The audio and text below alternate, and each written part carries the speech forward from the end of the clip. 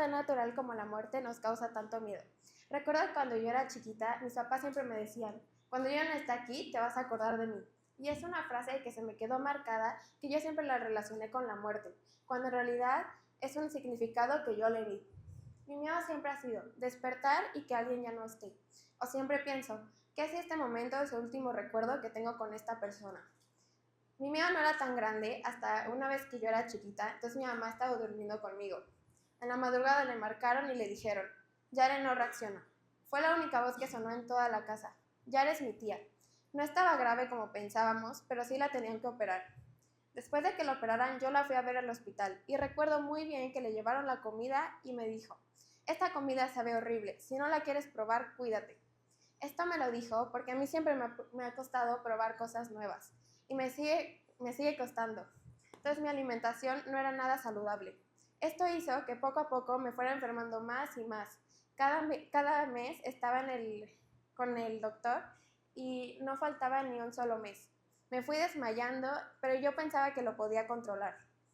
Llegó una vez que tuve que ir a un torneo. Me fui a la ciudad y conmigo iban mis papás y mi mejor amiga. Mi mejor amiga también jugaba conmigo. Recuerdo que ese día teníamos el día libre. No teníamos partido hasta la noche, entonces yo me desperté tarde. No había desayunado y en la noche anterior no había comido nada.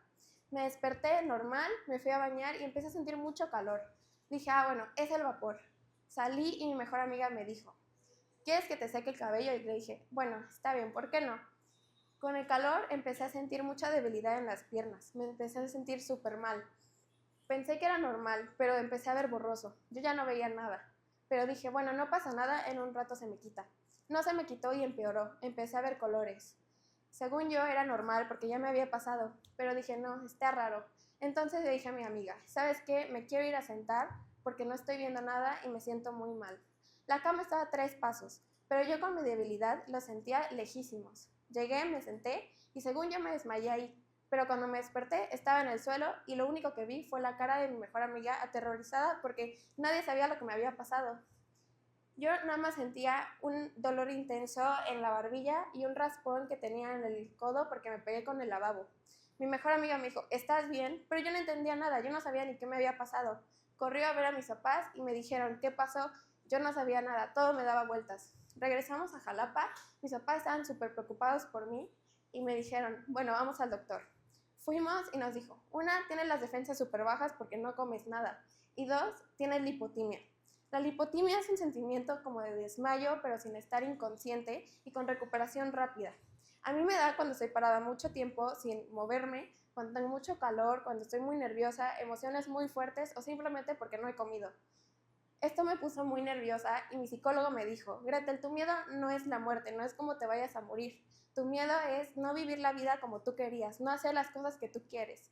Y esto me puso a pensar, ¿cuántas veces he cambiado por alguien para pertenecer, para que me acepten? Y he dejado de ser lo que soy yo en realidad. Esto no lo entiendes hasta que te lo ponen en otras palabras y entiendes lo que realmente te estás haciendo a ti mismo. Imagínense un plato. El plato tiene que ser redondo y de cristal. Y también imagínense un topper. El topper tiene que ser rectangular. La meta es que el plato quepa en el topper. El plato nunca va a caber. Lo pongas como lo pongas, el plato nunca va a caber.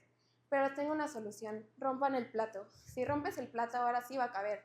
El plato eres tú. Lo que tú te estás haciendo a ti mismo es romperte y perderte. Y poco a poco no te vas a recuperar nunca y no vas a volver a ser lo que tú eras desde un principio.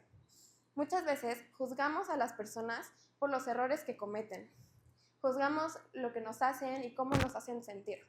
Pero la verdad es que no los debemos juzgar por eso, porque un error lo cometemos todos nosotros. Nadie de los que están aquí son perfectos. Todos nosotros aprendemos una cosa nueva cada día y aprendemos cosas nuevas de otras personas.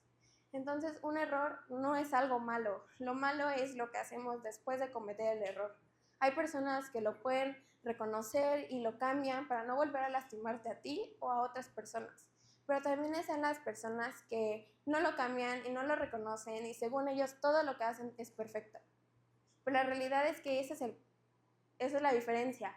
Un error te hace persona, pero lo que haces después del error te hace humano. Porque todos nosotros cada vez aprendemos algo nuevo y al final la vida va a pasar. Nadie de nosotros sabe cuándo vamos a desaparecer y cuándo vamos a dejar de hablar con los demás porque simplemente ya no vamos a estar aquí. La vida es efímera. Todos nosotros en algún momento vamos a dejar de existir, pero lo que se queda en nosotros es lo que otras personas saben y han hecho con nosotros, las experiencias, las anécdotas que otras personas tienen con nosotros. Entonces yo les recomiendo que sean mejores personas cada día porque pues, es lo que al final se va a quedar cuando nosotros ya no estemos. Y nosotros no sabemos lo que otras personas piensen de nosotros. Lo importante es lo que hacemos realmente. Entonces, la muerte al final es inevitable, entonces va a pasar. No tenemos un cronómetro que nos dice, tú te vas a morir en 5 años y ella en 10. No lo tenemos y no existe.